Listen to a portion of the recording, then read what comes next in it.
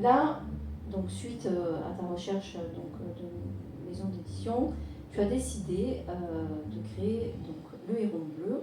Comment s'est passé le cheminement de la création de cette maison d'édition et la création de ton statut d'artiste-auteur? La maison d'édition, par contre, je préfère être claire. Moi, j'envisage pas d'être un éditeur. Oui. C'est un autre métier. Déjà, voilà, j'arrive à peine à réécrire. J'ai créé. Je n'ai pas le statut de maison d'édition. Je suis artiste-auteur. Et j'ai profité, parce que j'avais hésité avec le statut d'auto-entreprise, et j'ai profité du fait que je crois que c'est depuis 2021 ou 2022, c'est récent, qu'on peut être auto-édité. Oui, on peut avoir le statut d'artiste-auteur et être auto-édité. Donc je me suis un peu dit que...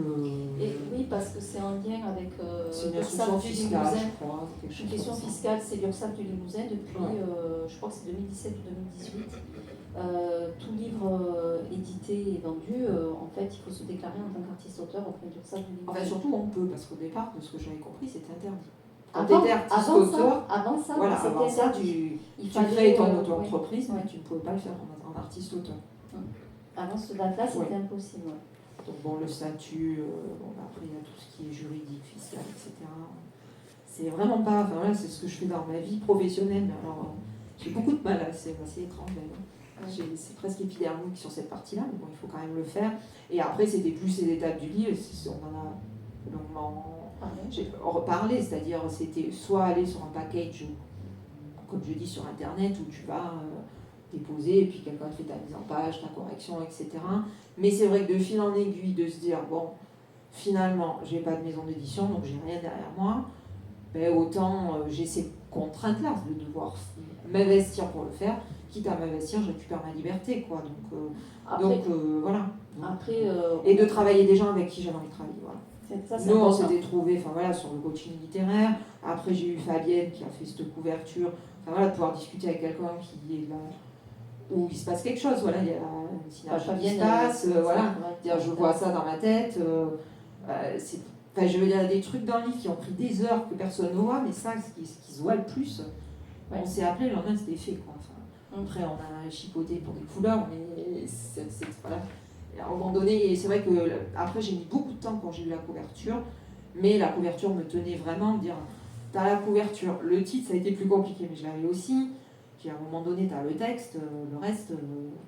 Donc du coup après j'ai décidé de faire un choix local, c'est pas forcément plus économique, mais quelqu'un à Villeneuve que je connaissais m'a fait le logo quand même, vu que j'ai pris le Héron Bleu édition, c'est à elle que j'ai confié le logo.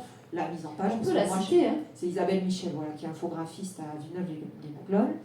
Donc qui habite à 200 mètres de chez moi. Tout s'est fait un peu. Je ne savais pas qu'infographiste, je croyais qu'elle faisait que des sites internet. Et non, elle fait la moitié de son activité, c'est faire des bouquins.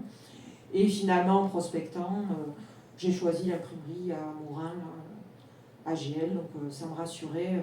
On me dit que peut-être dans d'autres pays ou ailleurs, c'est peut-être un peu moins cher certainement, mais l'idée qu'ils soient ancrés au territoire, que je vois les gens, d'aller à la librairie, d'aller à l'imprimerie, de voir monsieur. Finalement, ce qui est important, c'est le contact humain. Ouais, je me suis dit que j'avais envie de ça aussi. Et puis après, le reste qui me terrorisait, parce que c'était quand même la réalité, de sortir, d'aller dans des salons. Ah oui, alors ça, c'était un vrai... Ouais, c'était... moi, je rêvais d'écrire dans ma grotte, quoi. Pas de... Et bien finalement... L'exercice est plutôt plaisant. Ben voilà, oui. Oui, puis de le faire vivre, d'aller défendre son livre. Oui, voilà, de trouver un écho aussi, parce que si tu trouves rien en face... c'est compliqué. Oui, ça, je pense, mais voilà, de... Est-ce qu'il y a quelqu'un Quelqu'un.